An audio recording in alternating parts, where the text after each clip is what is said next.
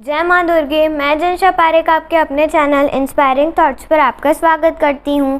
आप सभी को गुप्त नवरात्रि की हार्दिक शुभकामनाएं। आज हम गुप्त नवरात्रि के तीसरे दिन महाविद्या माँ त्रिपुर सुंदरी के बारे में जानेंगे। तो चलिए शुरू करते हैं।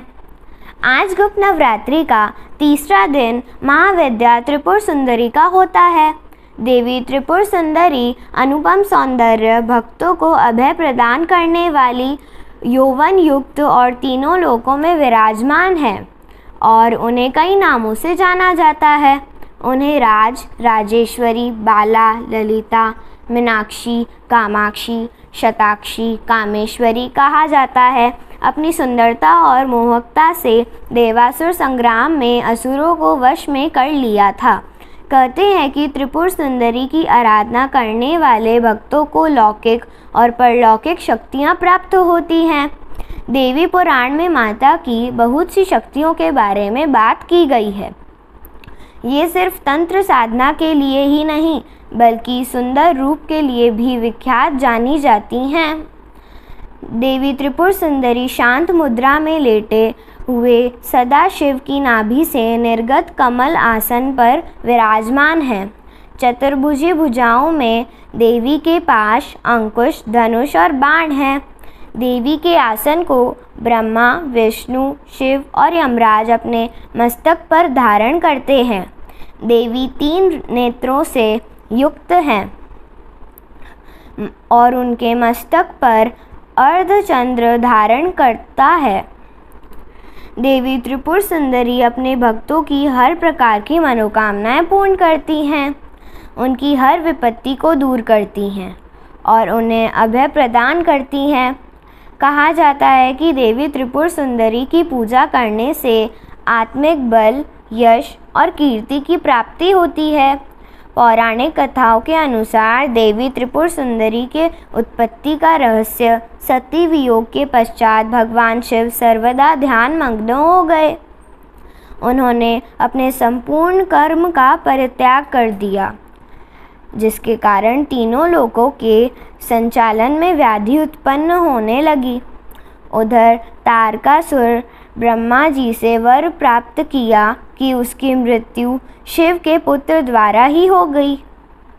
समस्त देवताओं ने भगवान शिव को ध्यान से जगाने के लिए कामदेव और उनकी पत्नी रति देवी को कैलाश भेजा। कामदेव ने कुसुम सर नामक मोहिनी बाण से भगवान शिव पर प्रहार किया। परिणाम स्वरूप भगवान शिव का ध्यान भंग हो गया। देखते ही देखते भगवान शिव के तीसरे नेत्र से उत्पन्न हुई क्रोधा अग्नि ने कामदेव को जलाकर भस्म कर दिया। कामदेव की पत्नी रति द्वारा अत्यंत दारुण विलाप करने के बाद भगवान शिव ने कामदेव को पुनः द्वापर युग में भगवान कृष्ण के पुत्र के रूप में जन्म धारण करने का वरदान दिया और वहाँ से अंतर्ध्यान हो गए। सभी देवताओं और रति के जाने के पश्चात भगवान शिव के एक गण द्वारा कामदेव के भस्म से मूर्ति निर्मित की गई और उस निर्मित मूर्ति से एक पुरुष पैदा हुआ। उस पुरुष ने भगवान शिव की स्तुति करी, जिसके बाद भगवान शिव द्वारा उस पुरुष का नाम भांड रखा गया। शिव के क्रोध से उत्पन्न होने के कारण भांड तमोगुण संपन्न था और वह धीरे धीरे तीनों लोकों पर भयंकर उत्पात मचाने लगा।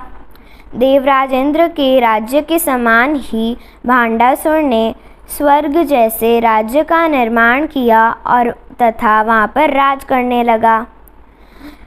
तदंतर भांडासुर ने स्वर्ग लोक पर आक्रमण कर देवराज इंद्र और स्वर्ग राज्यों को चारों ओर से घेर लिया। भयभीत इंद्र नारद मुनि के पास शरण में गए और इस समस्या का निवारण का उपाय पूछने लगे। देवऋषि नारद ने शक्ति की यथाविधि अपने रक्त तथा मांस से आराधना करने का परामर्श दिया। देवराज इंद्र ने देवी की आराधना की और देवी ने त्रिपुर सुंदरी स्वरूप से प्रकट हो भांडासुर का वध कर देवराज पर कृपा की और समस्त देवी देवताओं को भय से मुक्त किया। आप ज़्यादा से ज़्यादा इस वीडियो को शेयर करें ताकि अन्य को इसका लाभ प्राप्त हो सके। Please like, comment, subscribe and share my channel. Narayan Narayan Narayan Narayan.